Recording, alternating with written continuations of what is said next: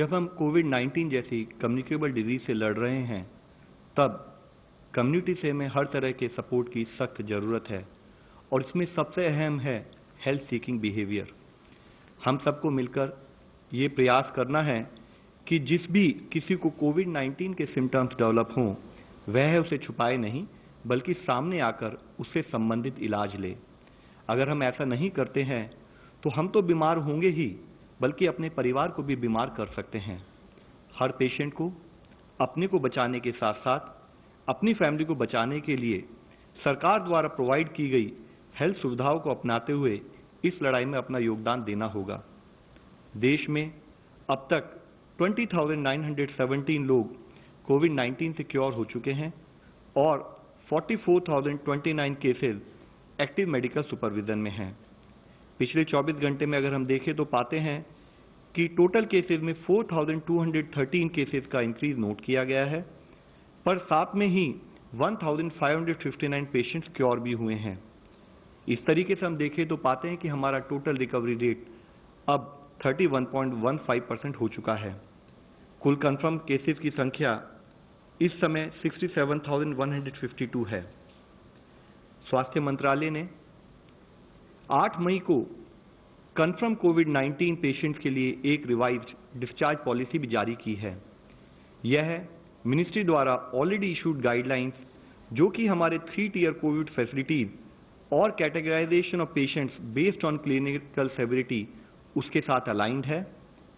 पहले जो क्राइटेरिया था कि या तो चेस्ट रेडियोग्राफ क्लियर होना चाहिए या 2 कॉन्जिक्यूटिव RT-PCR टेस्ट नेगेटिव होने चाहिए, उसके भिन्न होते हुए नई डिस्चार्ज पॉलिसी के अनुसार जो केसेस जो कि माइल्ड हैं, वेरी माइल्ड हैं या प्री सिम्टोमेटिक केसेस हैं और कोविड केयर फैसिलिटी में एडमिट हैं, अगर सिम्टम की शुरुआत के 10 दिनों में उनको 3 दिन तक फीवर ना हो तो उन्हें डिस्चार्ज किया जा सकता है। ऐसे समय में डिस्चार्ज से पहले टेस्टिंग करने की आवश्यकता नहीं है, लेकिन डिस्चार्ज के बाद भी 7 दिनों के लिए उन्हें होम आइसोलेशन का पालन करना पड़ेगा। इसके साथ ही जो केसेस मॉडरेट हैं और डेडिकेटेड कोविड हेल्थ सेंटर में एडमिटेड हैं, उनमें से जो पेशेंट 3 दिनों में रिजॉल्व हो जाते हैं जिनके सिम्टम, और जो बिना ऑक्सीजन सपोर्ट के रहते हैं, यानी कि जिनका ऑक्सीजन सैचुरेशन अबव 95% है, ऐसे पेशेंट्स को सिम्टम्स के 10 दिनों के बाद डिस्चार्ज किया जाएगा यदि वह पेशेंट उनको कोई फीवर ना हो विदाउट एंटीपायरेटिक, उनको कोई ब्रेथलेसनेस के सिम्टम ना हो और उनको ऑक्सीजन की रिक्वायर्ड ना हो। लेकिन इसके साथ ही वह मॉडरेट पेशेंट जिनको फीवर 3 दिन में रिजॉल्व नहीं होता और वह ऑक्सीजन थेरेपी पर कंटिन्यू करते हैं, इन केसेस में पेशेंट्स को तभी डिस्चार्ज किया जाएगा जब उनके क्लिनिकल सिम्टम रिजॉल्व हो जाएं और लगातार 3 दिनों तक ऑक्सीजन सैचुरेशन मेंटेन करने की एबिलिटी हो। यह ध्यान देना चाहिए कि मॉडरेट संबंधित इन केसों में भी डिस्चार्ज से पहले टेस्टिंग की जरूरत नहीं होगी, लेकिन पेशेंट को डिस्चार्ज होने के बाद 7 दिन तक होम आइसोलेशन का पालन करना होगा। इसके साथ ही सीवियर केसेस और साथ में केसेस जो कि इम्यूनो कॉम्प्रोमाइज हैं, जैसे कि HIV patients, transplant recipients, malignancy etcetera, ऐसे पेशेंट्स को तभी डिस्चार्ज किया जाएगा जब या तो वह क्लिनिकली रिकवर हो जाएं या उनके पेशेंट्स को RT-PCR के द्वारा नेगेटिव घोषित किया जाए। यह डिस्चार्ज पॉलिसी इसलिए चेंज की गई है कि अगर हम देखें भी कई देशों ने एविडेंस के बेसिस पर अपनी डिस्चार्ज पॉलिसी में टेस्ट बेस्ड स्ट्रैटेजी के बदले सिम्टम बेस्ड स्ट्रैटेजी और टाइम बेस्ड स्ट्रैटेजी का बदलाव किया है। उसके तहत ही इसमें हम चेंज लाए हैं। साथ ही ICMR के लैब सर्वेलेंस डेटा के रिव्यू के अनुसार भी RT-PCR पॉजिटिव केसेस पेशेंट्स 10 दिन बाद नेगेटिव टर्न हो जाते हैं। रिसेंट स्टडीज से यह भी पता चला है कि viral load peak in the pre symptomatic period, यानी कि सिम्टम से 2 दिन पहले और अगले 7 दिनों में नीचे चला जाता है। यह discharge policy RT-PCR diagnose patients के लिए है। यह जानना जरूरी है कि यह डिस्चार्ज पॉलिसी होम और फैसिलिटी क्वारंटाइन पेशेंट्स के लिए नहीं है, क्योंकि क्वारंटाइन एसिम्टोमेटिक और हेल्दी पर्सन्स के लिए है जो वायरस से एक्सपोज हैं लेकिन उन्हें कोई सिम्टम नहीं दिखता है। हाउएवर, क्वारंटाइन फैसिलिटी पर उनका स्टे 5 मई को जारी मिनिस्ट्री ऑफ होम अफेयर्स की गाइडलाइंस के तहत लास्ट एक्सपोजर से 14 दिन तक रहेगा और डिस्चार्ज पॉलिसी से संबंधित एक फ्रीक्वेंटली आस्क्ड क्वेश्चंस भी गवर्नमेंट ऑफ इंडिया के वेबसाइट पर उपलब्ध किए गए हैं।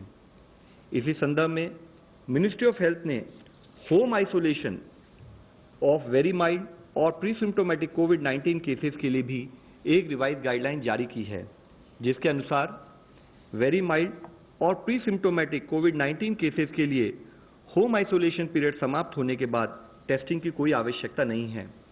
However, I would still like to reiterate a few points that those patients who are undergoing home isolation should strictly adhere to. उनको एक सेल्फ डिक्लेरेशन फॉर्म साइन करना होगा, हमेशा ट्रिपल लेयर्ड मास्क पहनना होगा, एक आइडेंटिफाइड रूम में isolation maintain करना होगा, वह जो एल्डरली हैं या जो कोमॉर्बिड कंडीशंस वाले पेशेंट्स हैं या और फैमिली मेंबर हैं उनसे दूर रहें, हेल्थ हाइजीन मेंटेन करें और अपनी सेल्फ मॉनिटरिंग करें। अगर कोई भी हेल्थ सिचुएशन डिटेरियोरेट होती हो तो वह संबंधित मेडिकल अधिकारी को सूचित भी करें।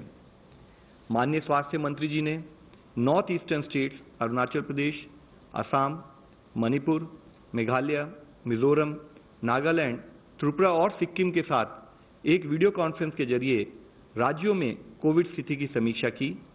राज्यों को माइग्रेंट लेबरर्स, स्टूडेंट्स और विदेश से लौटने वालों के लिए मिनिस्ट्री ऑफ हेल्थ और एक्सटर्नल अफेयर्स द्वारा जो प्रोटोकॉल बताया गया है उसके तहत स्क्रीनिंग और क्वारंटाइन मेजर्स इंश्योर किए जाएं, उसके लिए उन्होंने रिक्वेस्ट की है। साथ ही राज्यों को ये भी कहा गया है कि वायरस के स्प्रेड को रोकने के लिए सार्वजनिक स्थानों पर थूकने से रिलेटेड, स्पिटिंग से रिलेटेड जो प्रोहिबिशन है उसको इफेक्टिवली लागू किया जाए। कल माननीय स्वास्थ्य मंत्री जी ने कोविड-19 मैनेजमेंट की स्थिति की समीक्षा करने के लिए मंडौली जेल, जो कि नई दिल्ली में स्थित है, वहां स्थित कोविड केयर सेंटर का दौरा भी किया।